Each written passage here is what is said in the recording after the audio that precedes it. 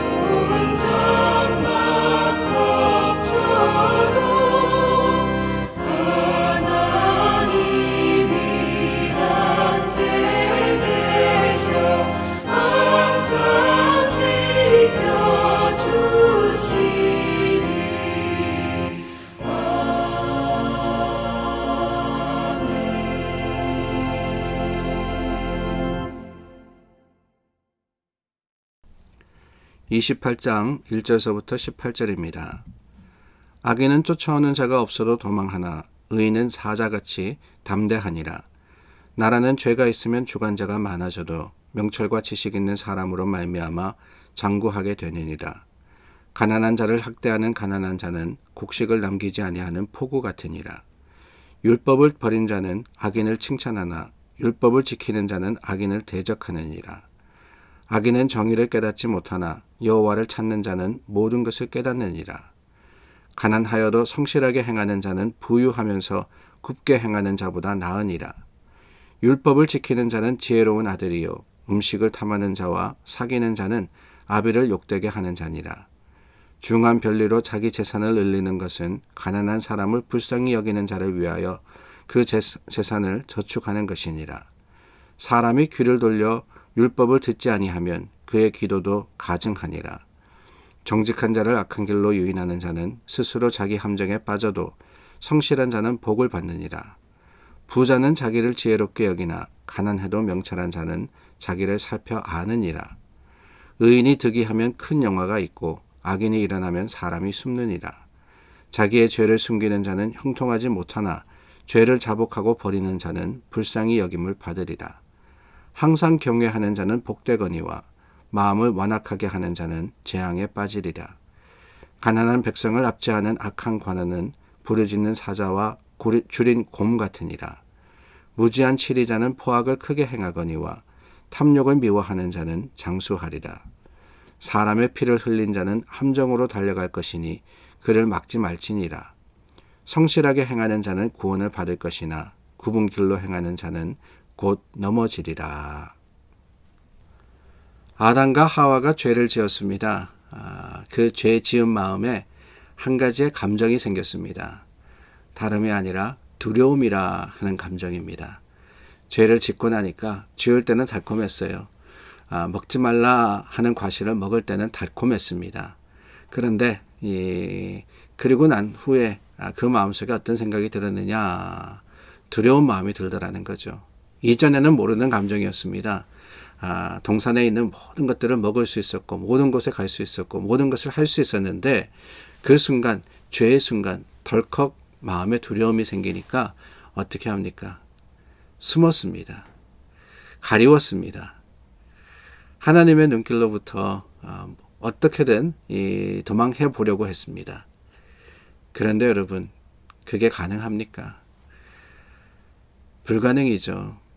하나님의 눈에서 어떻게 피할 수 있으며 하나님의 그 찾음에서 어떻게 우리가 도망갈 수 있겠습니까? 문제는 오늘날도 마찬가지입니다. 죄의 자리, 이 죄의 순간에는 하나님이 마치 계시지 않는 것처럼 행동하다가 그 다음에 두려움과 걱정과 근심으로서 도망가는 것, 그것이 우리의 모습입니다. 그 마음에는 이 두려움이 있을 뿐이며 그 마음에는 떨림이 있을 뿐인 거예요. 죄라는 것의 추한 모습은 그렇습니다. 거룩한 하나님을 보지도 또한 만나지도 알지도 못하는 것이 이 죄의 습성이자 죄의 모습이 이기 때문에 그렇습니다. 오늘 1절 말씀 해보니까 악인은 쫓아오는 자가 없어도 도망하나 그랬어요. 악인은 쫓아오는 자가 없어도 도망하나. 너무나도 당연한 말이라서 우리가 그렇지라고 수긍을 할 수밖에 없습니다. 죄 지으면은 도망가게 되어 있거든요.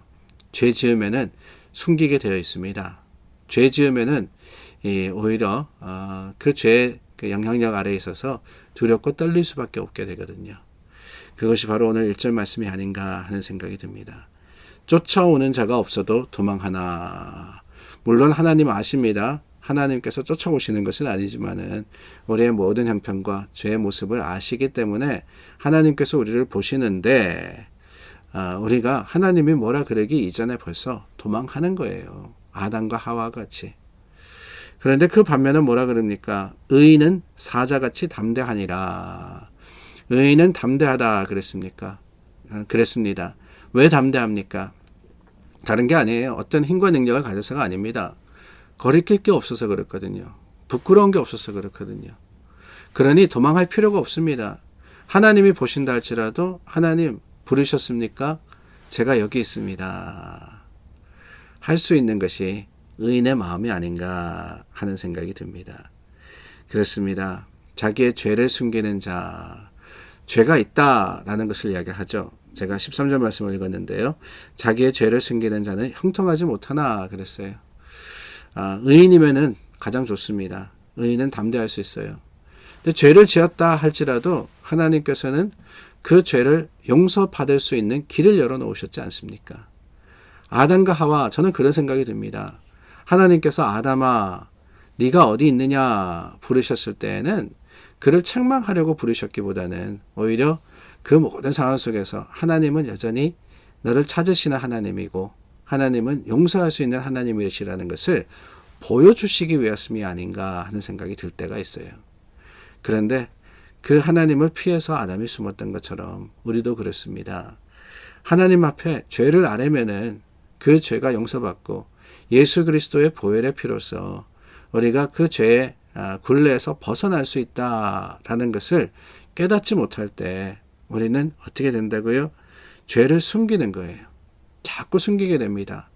숨는다라는 것은 결국은 자신의 모습을 숨기려고 하는 거 아니겠어요? 자신의 죄를 덮으려고 하는 겁니다. 그럴 때 그 결과가 어떠하냐? 형통하지 못하다 그랬어요. 형통하지 못하다. 여기서 말씀하시는 형통이라는 것은 뭐죠? 일이 잘 풀린다라는 것은 아니라고 생각이 됩니다.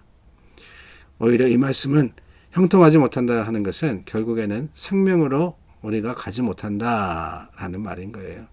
모든 일에 있어서 그렇습니다. 결과도 물론이거니와 그 과정도 마찬가지입니다. 우리가 죄로 인하여서 살아갈 때 물론 그 마지막은 무엇이냐, 심판의 그 자리에서 우리가 하나님의 영광에 들지 못하고 영원한 나라에 들어가지 못하고 지옥에 갈 수밖에 없지만은 그것만이 아니죠. 그 과정, 형통하지 못하다라는 과정을 통해서 생각할 때에도 우리가 살아가는 하루하루의 삶, 주님이 부르시는 그날까지의 모든 삶의 형편과 사정과 모습에 있어서도 감사와 또한 만족이 없다라는 것을 의미하는 것이 아니겠습니까? 그런데 그 반면에 말씀하십니다. 죄를 자복하고 버리는 자는 죄를 자복하고 버린다. 여기에 두 가지 행위가 있습니다. 하나는 자복이라 하는 단어입니다. 스스로 고백한다라는 거죠. 누구에게 고백해요? 하나님께 고백하는 겁니다. 하나님 앞에 나와서 우리의 죄를 아뢰는 겁니다. 그리고 어떻게 해요? 버리는 자는 그랬어요. 회개라는 것은 그렇습니다. 우리가 회개라는 단어를 참 많이 쓰는데 이 회개는요, 돌이켜서 이렇게 새로워진다라는 것을 의미하는 거예요. 돌이키고 내가 죄송하다고 고백하고 그리고 난 다음에 돌아서서는 똑같은 일을 하면은 그거는 회개가 아닙니다. 새로운 모습으로 변화되어야 되는 거예요. 달라져야 됩니다. 버리는 자는 그랬어요. 버리는 자는. 이게 참 중요하다라는 생각이 들어요. 고백하고 그리고 버릴 때 그때 불쌍히 여김을 받으리라. 누가 불쌍히 여겨주세요? 하나님의 긍휼히 여겨주시는 겁니다. 그 하나님의 긍휼이 우리와 함께 하는 거예요. 그러므로서 주님께서 죄를 용서해 주시는 거죠. 그 죄가 더 이상 우리를 붙잡지 못하게 하는 겁니다. 그 힘이 어디서 옵니까? 죄를 자복하고 버릴 때 오는 거예요. 사랑하는 여러분, 오늘 우리 참 주님 앞에 회개함으로 기도할 수 있기를 바랍니다. 그렇습니다. 우리의 삶 참으로 실수할 때도 있고 잘못할 때도 많아요. 그러나 하나님께서 길을 열어놓으셨습니다. 어떤 길이냐? 용서받고 새로워질 수 있는 길입니다. 그 길이 바로 예수님이며 그 길이 바로 십자가의 길임을 기억할 때 우리는 다시 한번 주님 앞에 우리 모든 죄를 아뢰고 하나님의 거룩하심과 긍휼하심으로 다시 한번 서는 믿음의 사람들이 될 수 있기를 바랍니다. 우리 함께 기도하겠습니다. 참 좋으신 하나님, 우리 죄를 용서하여 주시옵소서. 주님 앞에 감히 얼굴 들지 못하는 부끄러운 죄인입니다. 말로 죄를 짓고 마음으로 죄를 지었으며 행동으로 악을 행했습니다. 이 모든 일들을 주님께 고할 때 하나님께서 불쌍한 마음, 그 긍휼한 마음으로 우리를 용서하여 주시고 날마다 새롭게 하여 주시옵소서. 예수님 이름으로 기도드립니다. 아멘. 오늘도 함께 기도하며 주님 앞에 특별히 회개하여서 우리 죄를 아뢰므로써 주님의 사랑과 그 은혜를 받아 누리는 저와 여러분 될 수 있기를 바랍니다. 기도하겠습니다.